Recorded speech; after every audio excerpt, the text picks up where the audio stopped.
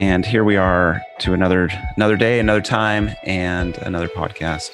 Another crazy adventure. Oh my goodness. We've had a lot of crazy adventures. I think that they have continued to get more epic every single time. And if this trend continues, I don't know, we're probably both going to die an early death of just craziness. Definitely. It was wild. So, some of you that follow our Instagram and other social media aspects or platforms will know that we attended Bentonville Bike Fest over the past week. And I tell you what, it was an amazing, fun time, but leading up to it had some just insanely crazy events. And so we wanted to kind of share with you the behind the scenes style of events that took place for us to get to Bentonville, and how everything that we thought was going to happen with this particular event didn't, but actually didn't in a way that helped us more. It was just wild. Well, Keven, where do you think we should start on this? I don't know. I've got so much going on. To our viewers, especially on Instagram, it was roughly a month and a half ago, give and take a little. We've been throwing some teasers out there, just saying we're going to Bentonville. There's some pictures that we'd throw up. I mean, maybe that's where we should start. I mean, yeah, I think so. Full rewind. Yeah, well, let's do that rewind then. I think it's probably been 2 months ago. We were told in a very kind of weird way that our Lander was going to be featured at the Bentonville Bike Fest. We've talked about Cody Clark in other podcasts, but Cody is going for a Guinness Book World Record jump.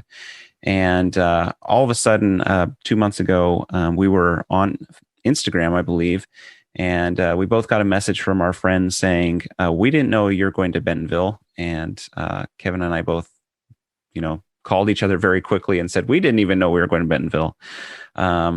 Anyway, this post just basically said that our Lander was going to be used in combination with Red Bull and some other large names to be featured at the Bentonville Bike Fest. And that was kind of the beginning of us making the decision to go out and join in that event. Yeah, it's our Lander that we sold. So officially it's their Lander, but it was the one that we built for them. Absolutely. And I'm going to probably throughout this whole podcast call it our Lander because I take such love and appreciation for them, but it definitely is their Lander. It's just, our branding and our manufacturing and our back behind the scenes, but it's absolutely 100% their Lander. And it's massive. It's the Jimbo. It is. It's enormous. And we were That's pretty Jimbo. Yeah. Oh man. We were just so excited to see that particular Lander there at the event.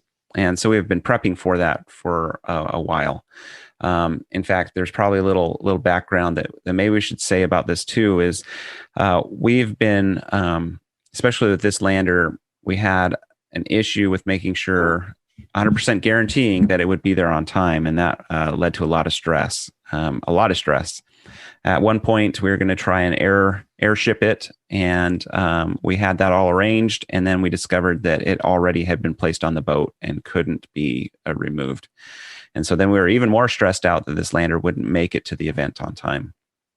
We were tracking it almost daily. Of like, where's it at? Where's it at? Right. And then it finally made it to the port, and the California ports are backed up big time right now. Mm-hmm. But man, did it not move. It just sat in that port. It was unloaded, just did not move. Right. It's just, yeah. And that was, to me, the hardest part because you knew that it was close enough that if you needed to go get it, you probably could go get it, but also not close enough to even make it feasible to have that really happen. Yeah, definitely. Good news is it made it on time and it made it in a, really when it could totally be used at the event.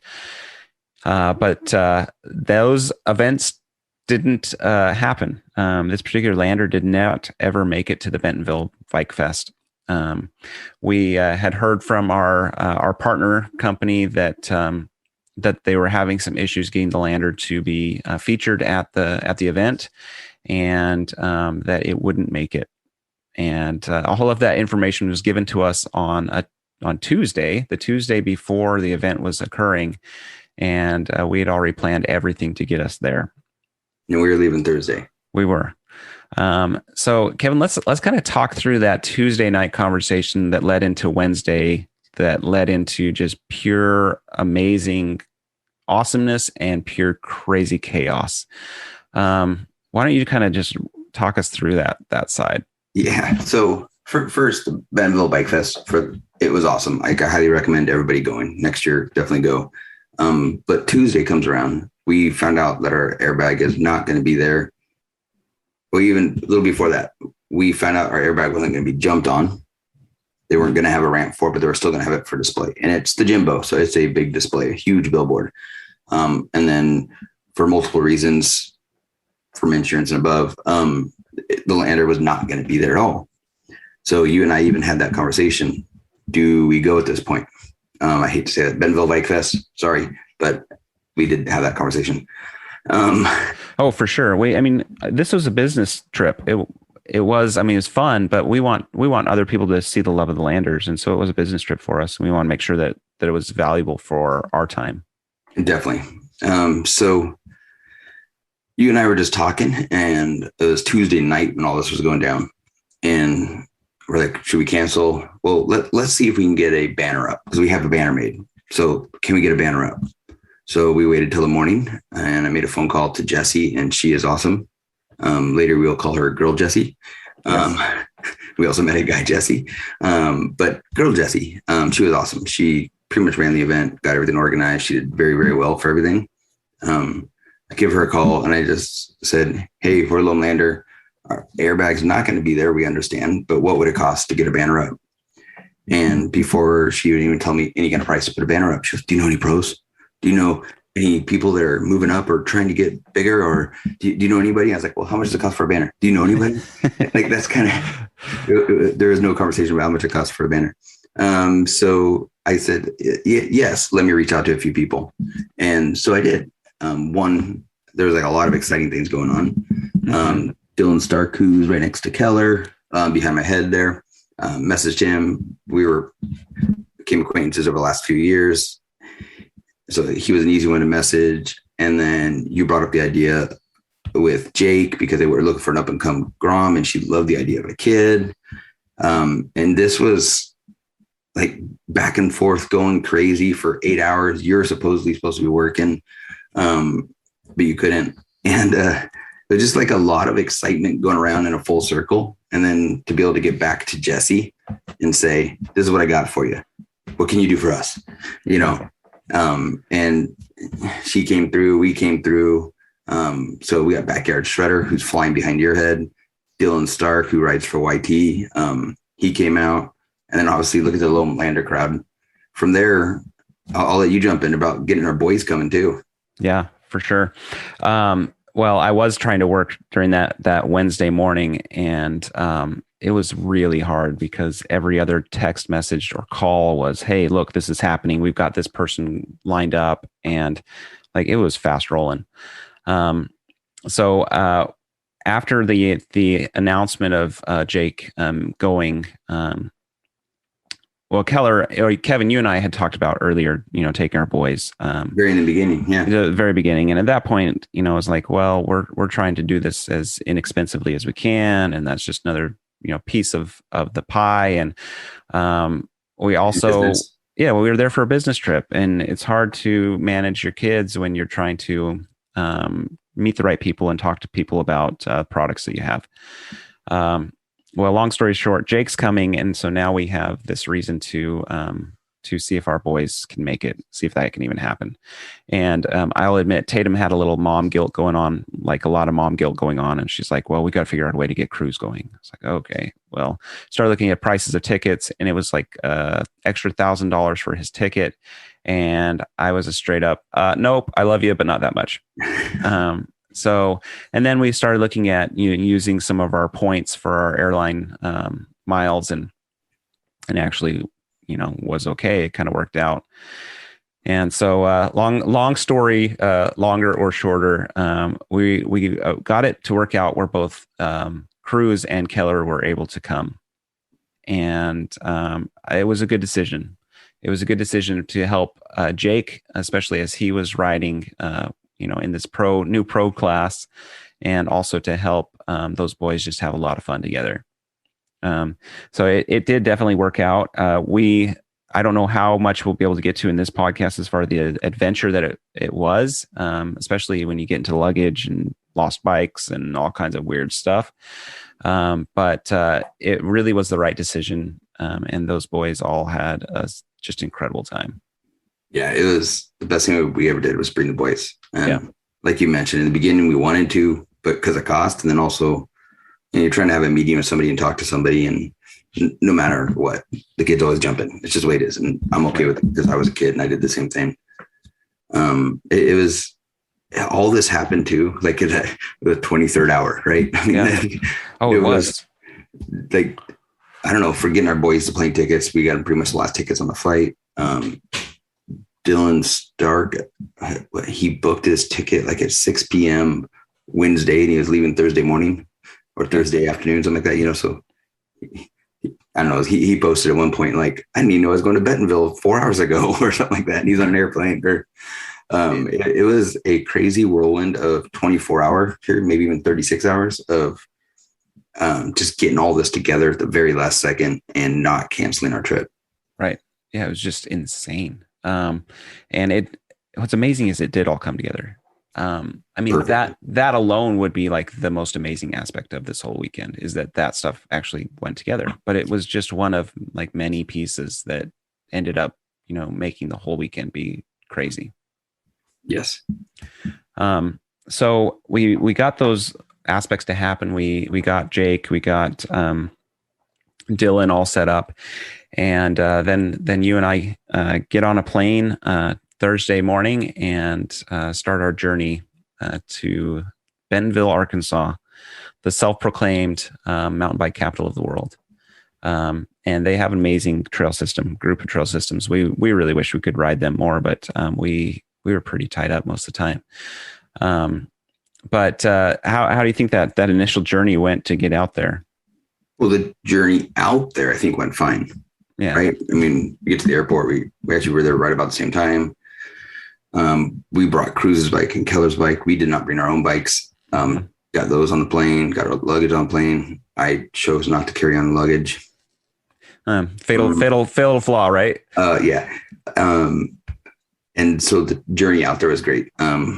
We flew into Kansas City and then drove in from there, which I probably might do that again. Even though it's a long drive, it was a nice drive. It was worth it. It was quick. By the time you land and catch a hopper plane into Fayetteville, it takes the same amount of time. Right. Well, what I liked about it is we could get a direct flight. And as that proved for almost everyone else, that was the best decision we could have made. Yeah, definitely. But then we land in Kansas City, and myself and probably 20 others don't have their luggage. Yep. So the bikes made it, though. Bikes made it. The bikes did, yes. Luggage bag still is not at my house, which had all of Keller's bike gear in it. And as you learned yesterday, I was building Keller's new bike, and it also had its new brake pads in it. Oh, that stinks. So I'm like, I'll go buy some today. But it was just, so Keller did not have luggage. And luckily our Airbnb had a washing machine because I wash clothes every night. Right. Which that worked out fine. And honestly, we had extra jerseys with us, so he was good that way. I had a helmet that he could wear. And I think for him, he didn't really seem to be bothered by not having all the extra stuff. No, he just wanted to be there and experience it. So it was really cool that he came and Cruz came. That was the best decision we ever made. Yeah. Oh, it was perfect. So we get there, and then we discover all of Bobby's and Jake's travel fun. Well, we also, as we were there, you basically did an all-nighter waiting for Dylan to get in, and he couldn't get into his housing, and so he slept on their couch for a bit. Yeah. And then we discovered all of the fun that Bobby and Jake were having. It turned out that they slept in a car for a little while. They missed a flight, got rerouted several different times, didn't have anything show up with them except for whatever they carried on. And it was a wild adventure. And then their luggage didn't make it. Right. Yep. Luckily their bikes showed up Well, we were able to pick up the bikes like that same, Friday morning, which was fine because they had everything they needed for the event. That Friday was, well, no, Friday and Saturday we did 4 trips to the airport. Yep, we did. Trying to supposedly go find luggage. Yep. They said it was there and not there, and yeah, we now know that the Bentonville airport is way out in the middle of nowhere. It's only 7 miles away, but it takes you a half hour to get there. Side note, dear Bentonville, please make a direct route to your airport. Thank you, Loam Lander. Instead of 13 lefts and 1 right. Right. It's just silly. It's just straight up silly. But yeah, we were able to get bikes set up, and then we were able to go over to the event. And what you and I both discovered well into the event is that this is the first year the Bentonville Bike Fest has actually taken place. But you would not know it. I mean, really, they did a great job of putting this together. They did a great job. They were going to launch it in 2020, but because of COVID, I got, the e-brakes on that. And so they had a little bit more time to plan, but they did good. The staff was great. They were just all over the place, having a good time. Jesse was a little stressed in the beginning until things kind of actually opened up and started going. And, I've done events before too. So all of a sudden you're like, oh, okay, now I'm here. Right. Well, and we've stacked on a whole big plate full of craziness for her, literally the last minute. Oh, and then I'm going to rewind real quick too, is back to Dylan. When I asked him, hey, you should come to Bentonville Bike Fest. He's like, where's Bentonville? I was like, Arkansas. And he's like, huh? So he actually said he had to Google to see where it's at. And for those who don't know, it's in NWA, which is Northwest Arkansas. Yes. Not to be confused with anything else. Yes. Well, that's the beginning of the fun. So let's talk about who Dylan is. I think that most of our viewers, many of them will know who Dylan Stark is, and many of them won't.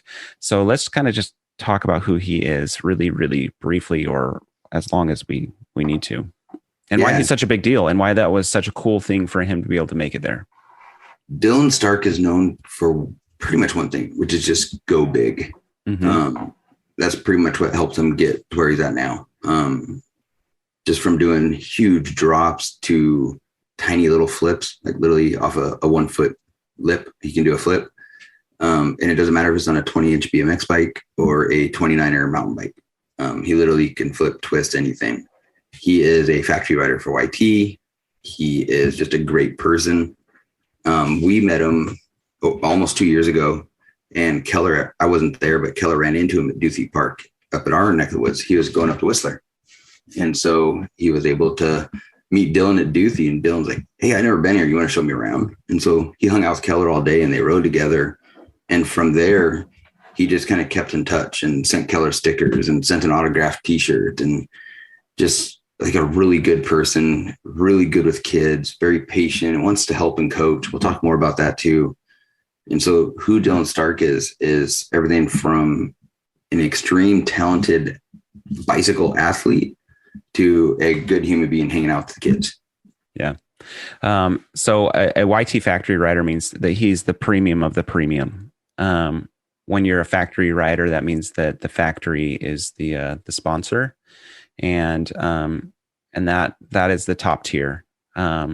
He's what I think we consider a freestyle rider, meaning he is his discipline is really more of the tricks and the big lippy jumps and just the fun stuff, the crazy, amazing fun stuff. Very crazy. And you'll see some more crazy stuff coming soon. So definitely watch him on YouTube and on at Who Is Dylan on Instagram. But his YouTube channel, his video edits are amazing, and he does them all by himself. Yeah. Well, and he has a new video that's going to be coming out very, very soon of his property where he's been digging trails. And it's a work of art. It's really, really cool. Yes. So he was a really big deal. In fact, what's amazing about, once again, all the pieces and how they went together is the event already had some very large, well-known riders coming to headline the event, as far as being, kind of that big piece to help others in the community really see what mountain biking can be. And luckily, one of Dylan's friends, was one of those headliners, and they were able to have a conversation to say, hey, this is legit. It's worth coming to. And I think that had that conversation not happened, that maybe he wouldn't have come. But I'm sure that he's glad he did, and we're especially glad that he did. Definitely. And that was Mike Hucker. And when I was talking to him, he's like, well, who else is going to be there? And I mentioned him. He's like, okay, let me think about it. And calls me like 10 minutes later. Hey, I called Mike Hucker and he said it's legit, so that's awesome. But like, for everybody that came, all the pros that came, I just want to say thank you, because every single one of you, Carson Storch, Mike Hucker, I'm going blank what the other guy's name is. Cody Clark. We had Cody Clark. We talked to him. Yeah. I can't think of it right now. In a second. Right. They were all extremely patient. They all helped the kids. They all just went there to have fun. They fed off each other, but they're just great human beings around kids. And that's what means the most to us. And that's what Loam Lander is about, is our families. For sure. Barry, what's Barry's last name? Oh, there you go. Thank you. And Noble. Barry Noble, who is a very big deal. Especially in the BMX world. So, Barry, I know that you're going to be listening to this because we are a big deal as well. We apologize for taking so long to remember your name, but what I found to be very interesting is we have relationships with many of those riders in different ways, but every single one of them we got to know better as we were there. I talked about Dylan. Yeah, I talked about Dylan a little bit. So how about you talk about Jake Stiegel? So we have talked about Jake many times on our podcast. Jake is a great friend of ours, but also an incredibly talented rider. Jake's 11 years old, and he's got a lot of talent, a lot of raw talent for 11-year-old.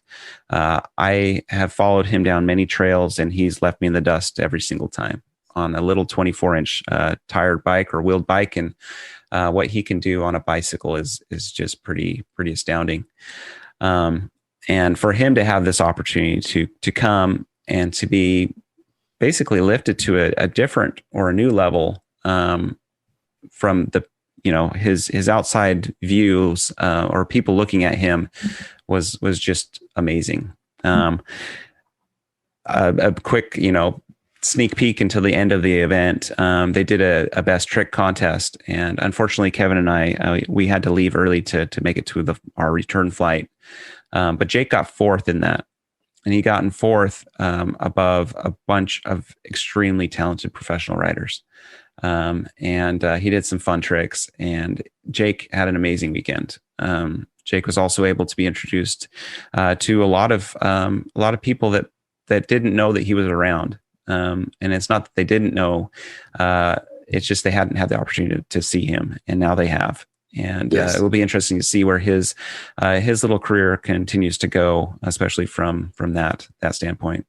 And then Jake and his dad Bobby obviously comes from Bobby and Amy, as he's very humble.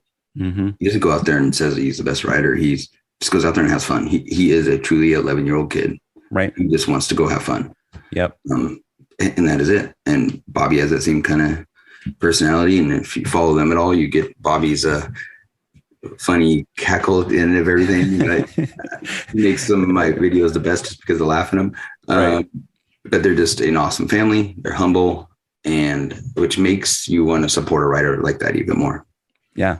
Well, and like we talked about many times. I mean, they're fun people, and it definitely, our branding isn't, trying to take advantage of any of our friends, but our friends fit our branding so well that it's just perfect relationships. Yes. On the branding side of things, I mean, look at there. I mean, not counting Dylan there. Nothing against Dylan. There's 6 of us that were walking around at all times with Loam Lander jerseys. Right. That was really cool. Right. And Dylan was willing to wear our jersey for a couple of the shows that he was in, which was so awesome. Thank you, Dylan. Thank you really for a lot of reasons.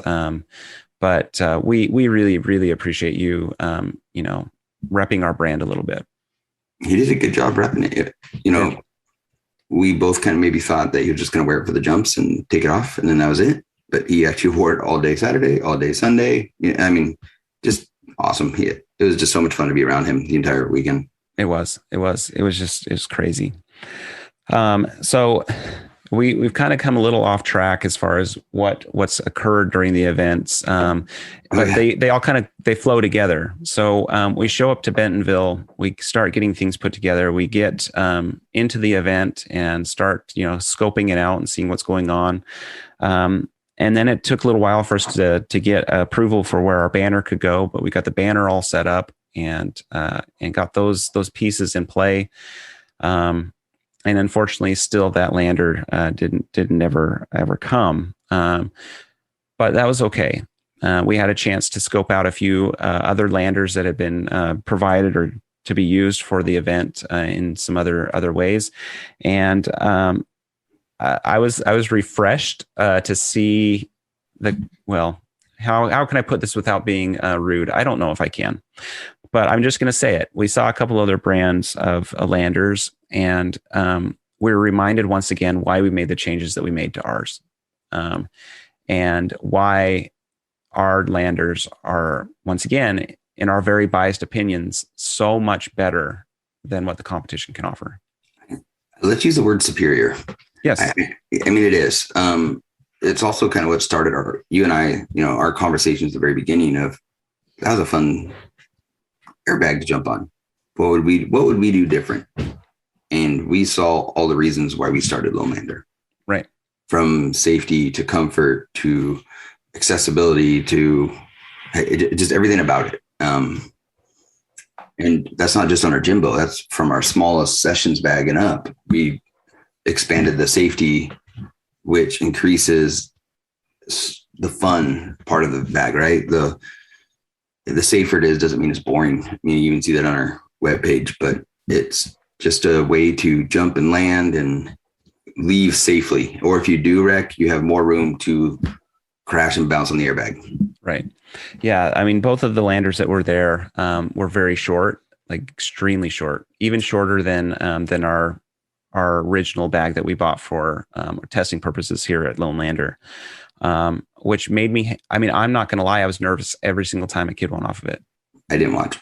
And luckily there was no major, injuries. Everyone seemed to have a good airbag experience, which is good. I mean, it's good for our small little niche industry because we want people to have good experiences. We also want them to try our airbag and notice the difference, that it is superior to what they have ridden on in the past. So why is ours superior? I know we're talking about Bentonville, but maybe we should do a quick little recap on our airbag, right? I mean, because go for it. One airbag, I'll talk about one and you talk about the other. Okay. Which one was it? It would have been the first airbag. The transition on it was so steep, like it was straight vertical to like a squared out land. Like there was no transition on it. It was just vertical and flat, and the flat part was only a couple feet long, so there wasn't much there, which doesn't give you time to land and smooth out safely. It was literally just straight down, and then and then short. Height wise, it was fine. Width wise, it works for where it was. Right. We do prefer wider bags, especially for those ones that are trying 360s. Yep. It gives you a little more squirrely room to mess up or land crooked. So that's one of the airbags. You talk about the other one, I guess. So the other one, from a very big company, it was also quite short. The transition was much better on it. Yes. But the edge drop off at the very bottom of it was enormous. I didn't get a tape measure out, and I should have, but I would have probably looked really awkward out there with a tape measure. But I think it was at least 2 feet. It was huge. It was really, really big. And if you've ever ridden an airbag and you've ever wiped out on an airbag, the worst part is that slide off the end of the bag and then have the drop to the ground. And that's why our taper was so important, was to make sure that was a more seamless transition between the airbag to the ground. Because once you land, right? I mean, you do your first no-hander and you're trying to land. And as soon as you land, you have to go off a 2-foot drop as soon as you land. And that's kind of what that airbag was, right? It was such a the transition was better, but the run out was very short. And then as soon as you land, you're dropping 2 feet. Right. Yeah, it was crazy. And I think that bag, they are either running really, really hard or really soft. I can't remember. I think it was just everything was closed up and it was as hard as they possibly could get it. Yep. Right. Once again, just we're biased, and we also are coming from a position where we've played with these airbags a ton, and we're starting to get them figured out more and more. Definitely. Part of our research in the beginning, though, and that's what got us to Loam Lander. It did. And honestly, every aspect of any industry is going to have a change and an evolution, and we're excited to be, a major part of our own growth is building that safety aspect. Definitely. So it was sad to see different brands there because we wanted ours, but it also was a good R&D for us to, better understand the reasons that we made the changes that we made. So we can back up a little now to our adventure. We get to our Airbnb, which was awesome. It was cute little place. Red properties. Red. You remember what company that was? I don't, but we'll make a little edit in this, and I'll put a little placard up or something. Perfect. Jesse, thank you for getting all that organized. Yes. And thank you. It was perfect. You go into these places and they had bike racks and bike stands in the garage. Yeah. At Bentonville, they're making the town around mountain biking instead of mountain biking in the town. Yeah. It was crazy. The vibe. Remember driving into it and seeing literal like jump trails right on the edge of the road? Yeah, there's sidewalks and then a jump trail next to the sidewalk, or a bike path and then a rhythm section next to it. And it's just in weird random places. Right. It was crazy. I mean, everywhere. It was kind of funny for us here in the Pacific Northwest. And we obviously have a little different terrain to ride. We have some actual mountains to mountain bike in. I guess they do have the Ozarks, so I'm going to probably get corrected, but the elevation changes there are just a little bit different than the elevation changes here. And we now are going to self-claim it the e-bike capital of the world, because I've never seen more e-bikes in my life than Bentonville, Arkansas. It's pretty funny. It was like 1 out of every 3 people. I mean, they were everywhere. And I don't know. Once again, we're kind of coming from a whole different world when it comes to elevation, but we're like, there is no elevation here. I was looking at Trail Forks, and some of the trails had 10 feet of elevation change, and that was it. Or some had 2. And I was like, why do you need an e-bike? Just pedal 3 more times. Yes. It was funny. And, maybe we would have a lot more e-bikes if our trails accepted it, right? Right. I think that would be the case. Although there are a lot more e-bikes that are starting to show up, and I think that's very good. That's good for our industry. Oh, definitely. And for those that knocking them, just go ride one, and then you'll never say anything bad about them again. Right. You'll be jealous that you want one. Right. We, as in Brendan, especially, we're not anti e-bike at all. I love our e-bike. But I just don't know if Bentonville is the place that I would necessarily feel the drawing need for one. That doesn't make it any less fun, but it's just, it was really funny. Yes. But Bentonville does cater so much to mountain bike community. Like, it is in everything and everywhere. I've never seen more bike shops in a small community than I saw in Bentonville. Yeah. They're all, it's like Starbucks here, right? It's like on every corner, there's another bike shop. Right. There seem to be as many bike shops as there were Walmarts. And I was going to bring that up. I lost count at probably, I don't know, there had to be at least 75. And that's Walmart gas station, Walmart corporate, Walmart, Super Walmart, grocery Walmart, Walmart this, Walmart that. It was everywhere. There were Walmart museum. Yeah. The home of Walmart. Yeah. It was crazy. But, of all the things that sometimes we give Walmart a bad time for, the amount of investment that they're putting into their community from a mountain bike standpoint is to be just applauded and thanked, because the foundation is amazing. They are putting a lot of resources to help their community be, just a place that people want to come to.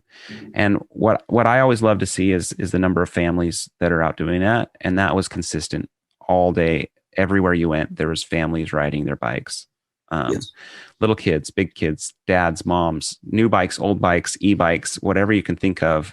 There are bikes everywhere, and part of that I think is related to this festival, but I think a lot of it also is just people coming for vacation and for their own fun. Yeah, every single storefront or restaurant, brewery, you name it, there were bike racks everywhere. Yeah. So you can go there and park your bike, lock your bike up, whatever, and it was 100% catered to bikes the entire time. It's just amazing. So on Friday, yes, right? So you mentioned that pickup Dylan, like his flight kept on getting delayed, and I had the original plan. Hey, I'll pick you up because he has his bike, so he didn't want to know, like get a Uber. Can they fit a bike? Right. And so I'll pick you up at 11:30. I think I picked him up like 2:30 or 3 in the morning. Of course, that was text back and forth. He's stuck in Dallas or stuck wherever he was. So we pick him up. We didn't have all his Airbnb information yet, so he just slept on our couch. By the time we get up and get moving and get Bobby going and like everything that happened, we're all running on limited sleep, if any. Yeah. I chose to go to bed as early as I possibly could. So I was the one brain cell that was still, somewhat not overtired. Yeah. But Friday was also the hottest day. So, right. So we get going.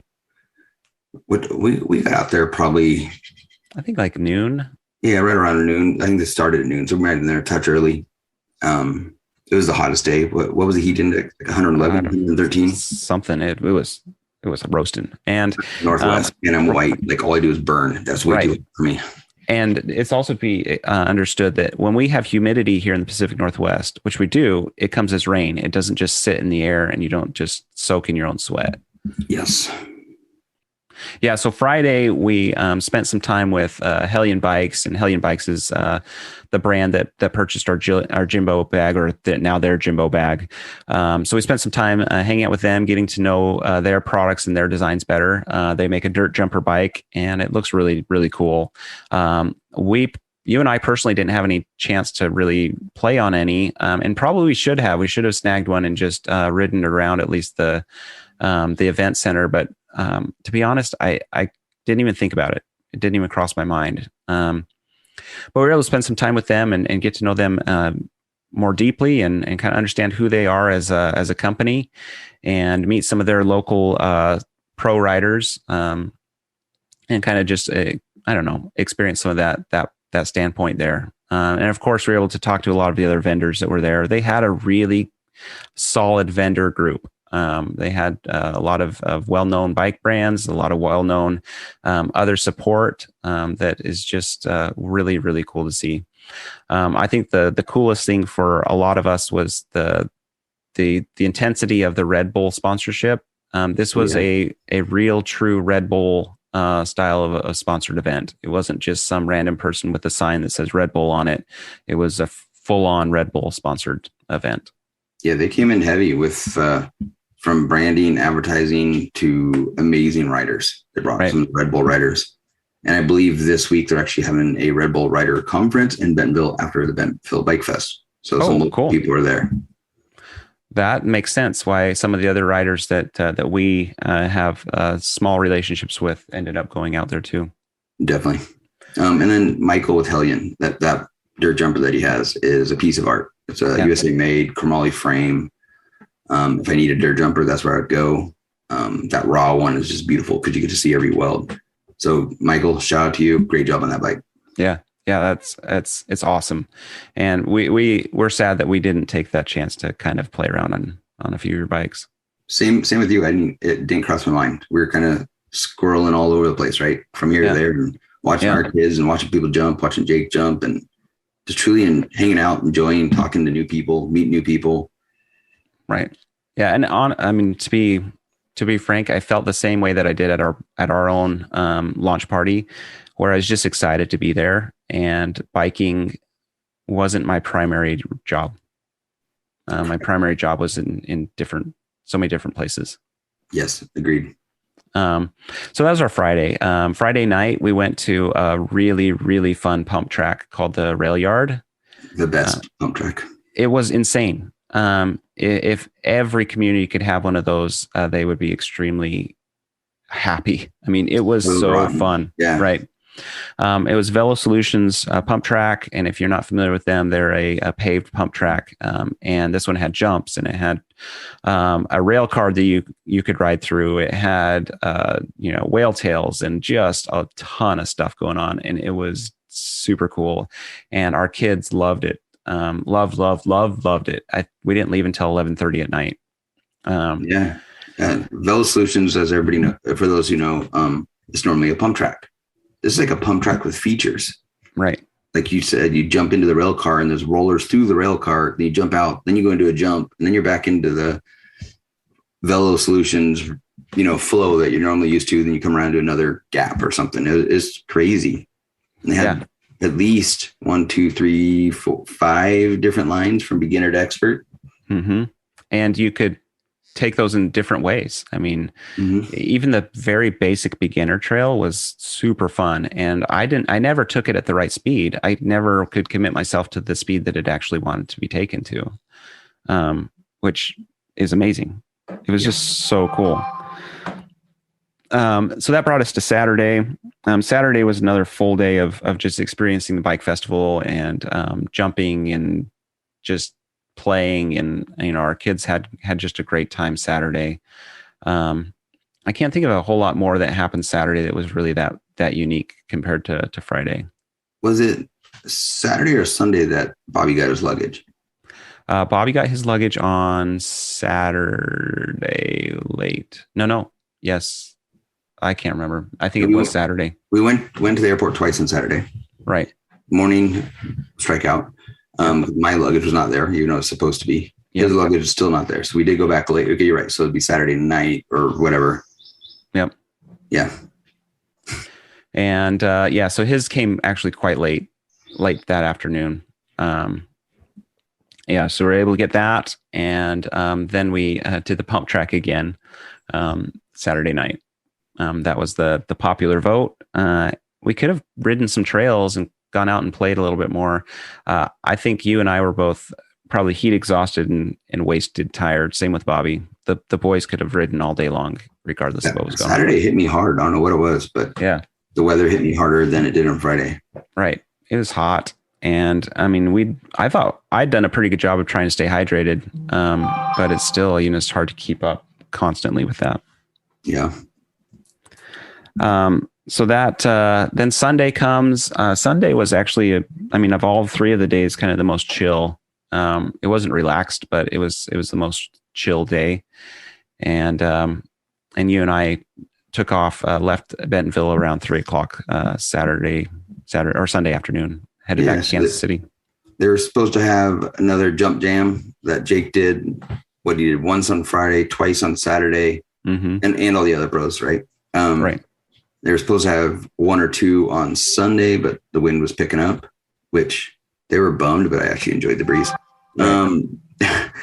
So they ended up doing the best trick contest on the airbag that was there. And so unfortunately we missed it, but it sounds like it was so much fun. Yeah. I'm sure that was the one piece that we would have enjoyed the very most. But we're excited for Jake. And from what Bobby had told us, if you listen to the videos as far as when they're cheering for the winners, Jake probably could have and should have gotten second, but it's all right. It's all right. He had a killer time, and wait for that video to show up from Backyard Shredder, because it's going to be killer. And watch the tricks that he did. They're awesome. Yes. And the tricks that he intentionally did not do. Right. Yeah. We'll just leave it at that, because that was pretty cool too. Yep. That was just funny. And shout out to Cody Clark throughout the weekend too. He helped Jake on the ramps. I forgot to mention that earlier on Friday. They were walking the course a little bit together. Yeah. That's one thing that we wanted Cody to be a loamer for that reason, is the amount of time he spends with the kids on the courses. We've talked about him a little bit already, but he did the same throughout the Bentonville Bike Fest. Right. Yeah. That's really the Loamer mantra, is to be a good person and to help those around you. And Cody definitely fulfilled that part of being a Loamer. So it was good to see. And then we made the trek and stayed at my sister's house for our return trip. Somehow someone had locked the bathroom door. Not one of us. I think one of her kids did before we went to bed. And so that was kind of funny to one of five kids, right? Right. One of five kids. Yes. They have a lively but not lively household. So it's really quiet for five kids. Right. My nieces and nephews are brilliantly smart kids, but they're also very, very shy, very quiet. And it takes a lot to get those kids to start talking. And but we had a good time. It was fun to see their little farm and to talk to my brother-in-law about his new farm experience when it is truly a brand new experience for him. He's super funny, and it's fun to kind of see what he does with his new farm. Yeah, great family. Shout out to them. Thank you for letting us crash your basement. Yeah. It was fun just to sit on the back porch with you when the storm started coming in. All the fireflies that came out of nowhere. Like, we were looking for them throughout the entire weekend in Arkansas, and we only see like one or two. We saw thousands. Yeah. Whatever. I don't even know what the number was. Right. Right. It was everywhere. It was cool. I like one of the. It sounds crazy, but like a highlight of the weekend is finally just to be able to sit down and go, ugh, right. And we just hung out, and the storm really never came, but it was good. Yeah, same for me. I mean, it was just nice to have that moment of just sitting down and not having to think about anything for a little while. Well, the storm never came for us. It didn't. Flying out of Bentonville, Fayetteville. Ooh. Yep, they all got it. So Jake and Bobby's Bentonville trip took another couple days longer than they expected. 32 hours, something like that. I don't know what a wild. He could have drove home. He could have driven home faster, and even pulled over and slept for a few hours during his drive home and still gotten home faster. Yeah. But they had a great time, and from what we have heard, they thought that was extremely well worth their time, and they're glad that they made it happen. Definitely. So that is our Loam Lander experience in Bentonville, and those are just so small snippets of what had really occurred and what we went through. And while we were disappointed that not our lander, but our customer's lander couldn't be there, for it not being there, we had probably a better experience than we would have had it actually gone to plan like it was supposed to. It worked perfectly, as much as we still wanted it there as the billboard and all that stuff. The best thing that ever could happen, you and I talked about it throughout the entire weekend, was that it's not there. Right. Which is ironic, right? It opened conversations. It opened up doors. It opened so many aspects of the future with Bentonville Bike Fest. Right. I think that we have a lot of these situations where we have had experiences that are not normal. But I think we'll look back at this one and say this was a turning point. Well, I think we can say at some point that this was a turning point if we use these different tools that we've been given to make the decisions that you and I are both working on. But it's a pretty critical point in Loam Lander. And I don't know exactly the extent of what that point is, but I think we'll both look back and say, wow, this was a pretty vital part of us taking Loam Lander to this next stage. Definitely. And then moving into our next podcast, we'll actually talk about the event itself, yes. Like Jake flying through the air. Yes. But for now, it looks like our podcast is coming to an end.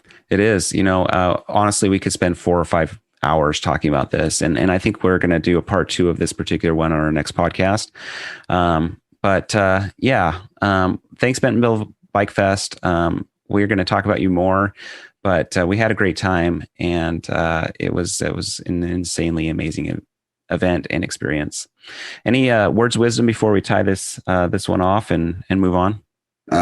Bobby and Jake, thank you for very last minute buying tickets to Bentonville. Same with Dylan. I appreciate the very last second making this come out. And then to Jesse and everybody at the Bentonville Bike Fest, great job. Look forward to seeing you soon. 100%. Yeah, you guys were amazing, and thank you. Thank you. Well, on that note, with that, Loam Lander, we're out. See you later. Yeah.